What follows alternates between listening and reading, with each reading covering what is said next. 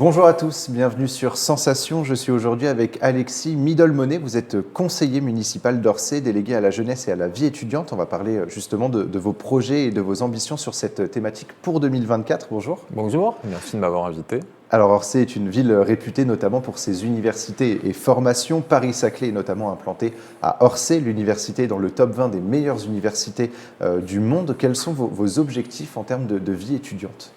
Alors, vous l'avez rappelé, en effet, l'université Paris-Saclay est dans le top 20 notamment du classement de Shanghai, alors qu'il y a un classement qui n'est pas forcément un des indicateurs les plus pertinents pour mesurer l'étendue totale de l'influence d'une université dans son territoire, dans son environnement, la plus-value et la qualité de la recherche de ses chercheurs. C'est un indicateur qui est quand même très axé sur le nombre de publications, sans forcément distinguer au sein même des publications les auteurs, les niveaux de classement, les niveaux de référence de tous les doctorants également qui y contribuent.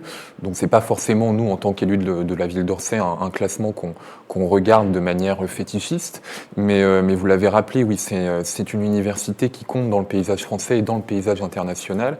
Et moi, à mon échelon, en effet, je souhaiterais vraiment que la ville d'Orsay puisse davantage peser dans les discussions au niveau national, au niveau régional, même au niveau départemental, sur l'avenir des villes universitaires, les relations entre l'écosystème de la recherche, de l'enseignement supérieur et tout simplement le tissu de la vie étudiante, le tissu des habitants qui contribue également à faire en sorte que toute cette hybridation qu'on constate dans la ville d'Orsay, qu'on constate dans la vallée de l'Yvesse, sur le plateau de Saclay depuis les années 60, il faut quand même rappeler que c'est un élément d'identité constituant de nos villes à l'ère contemporaine.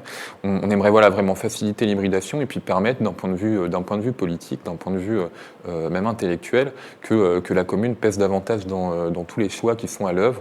Et c'est la mission, en tout cas, de notre participation accrue aux villes universitaires de France, un organisme au sein duquel j'ai la chance de représenter la ville d'Orsay, notamment dans son conseil d'administration et même dans son bureau, puisque j'ai été nommé administrateur national délégué aux relations avec les partenaires de la vie étudiante. Et lorsqu'on est étudiant, nous devons donc nous loger, payer notre année d'études ou encore se nourrir. Les logements en Île-de-France sont chers et les bourses ne sont pas toujours accessibles à tous. Comment est-ce qu'on peut assurer une bonne qualité de vie aux étudiants sans pour autant se ruiner, notamment sur cette thématique du logement ? Alors, vous avez un petit peu fourché, mais le côté de l'assurance n'est pas totalement inintéressant, dans le sens où, en tant qu'élus locaux, notre première mission, c'est de pouvoir justement assurer les étudiants de notre soutien, mais également de notre engagement pour leur donner une sorte de sécurité alimentaire, de leur donner une sorte de sécurité sociale étudiante, j'assume le terme, dans leur parcours éducatif, leur parcours citoyen, leur parcours de vie, leur parcours de construction de jeunes adultes. Bien entendu, au niveau des municipalités, nous n'avons pas toutes les compétences que peut avoir la région, même qu'a l'État, et c'est un vaste débat de savoir si est-ce que l'État et la région exercent forcément autant les compétences qu'ils ont. La vie étudiante, d'ailleurs, n'est pas une compétence obligatoire des communes, ni même des agglomérations. De plus en plus d'agglomérations essayent d'activer, du point de vue du Code général des collectivités territoriales, cette compétence. Et nous, en tant que ville, on soutient des clarifications au niveau de l'organisation des compétences, y compris pour les établissements universitaires qui essayent de produire de la vie étudiante.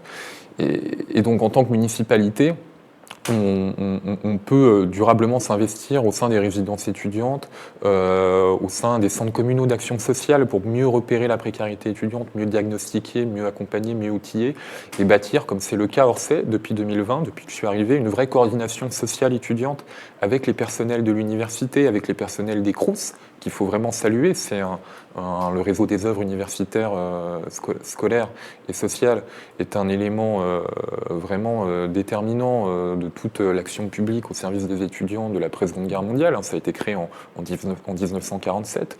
On a le devoir de mettre en réseau et en relation tous ces acteurs pour permettre un maillage plus fin et pour permettre de mieux valoriser également tous les parcours étudiants, de l'étudiant précaire, de l'étudiant invisible, si je peux me permettre, aux étudiants les plus actifs dans les associations, dans les représentants de filières, dans les étudiants également étrangers. On a beaucoup d'étudiants étrangers dans le territoire Paris-Saclay, ce qui peut également être source de préoccupation en tant qu'élu sur des questions telles que les titres de séjour, telles que l'accès au parcours médical.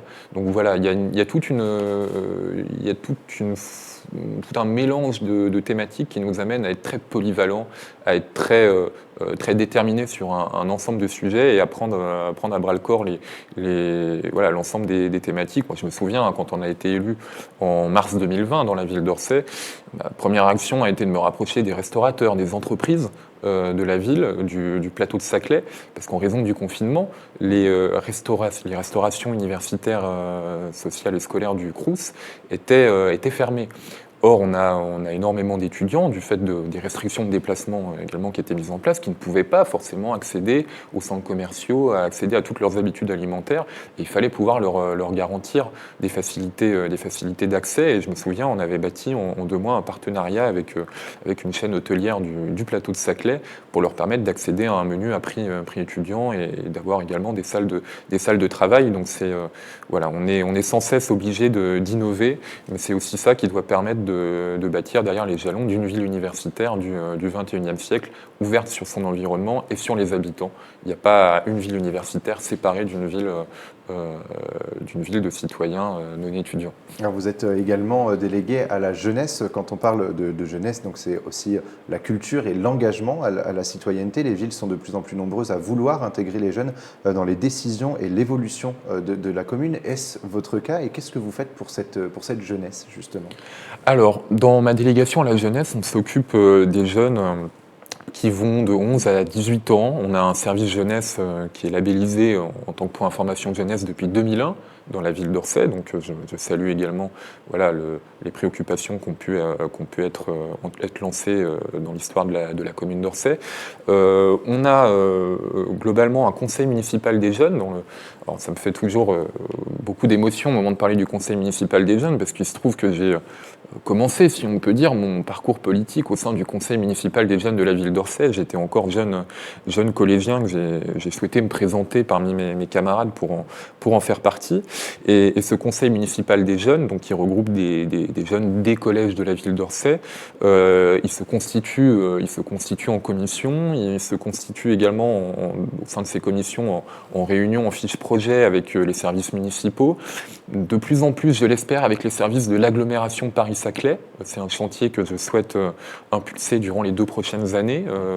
On a des nouveaux conseillers municipaux de la jeunesse d'Orsay qui ont été investis lors des vœux du maire d'Orsay, David Ross. C'était jeudi dernier, le 11 janvier. Donc ils ont un nouveau mandat de 2 ans qui s'ouvre, également avec un budget participatif. Ça, c'est quelque chose qu'on souhaiterait vraiment mettre en place, qui était également dans nos engagements de programme, dans l'équipe de la majorité d'Orsay en 2020. On est en train de finaliser dans les arbitrages budgétaires qui sont compliqués dans la période pour toute collectivité. Mais c'est un engagement qui sera tenu, qui sera mis sur la table et qui devrait permettre également aux jeunes de beaucoup plus s'investir dans la transition écologique à l'échelle de la proximité. On a également des conseils d'éco-délégués dans les collèges qui ne sont pas pour le coup élus par tous les jeunes de la ville, mais qui fonctionnent très bien et qui fonctionnent également en complémentarité avec les associations étudiantes du campus. Vous m'interrogiez tout à l'heure dessus.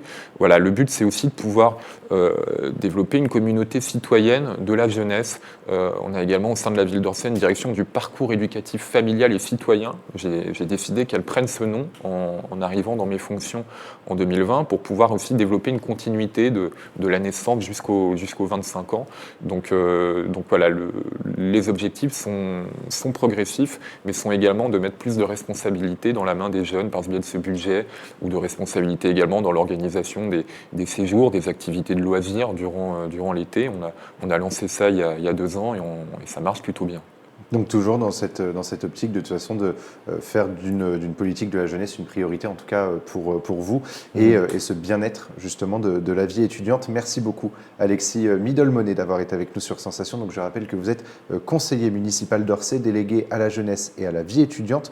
Pour plus d'informations sur la ville d'Orsay, on peut se rendre sur le site maire-orsay.fr. On pourra vous recevoir également tout au long de l'année pour justement développer tous vos projets. Et pour revoir ou réécouter cette émission, rendez-vous sur notre site, notre chaîne et notre application Radio Sensation.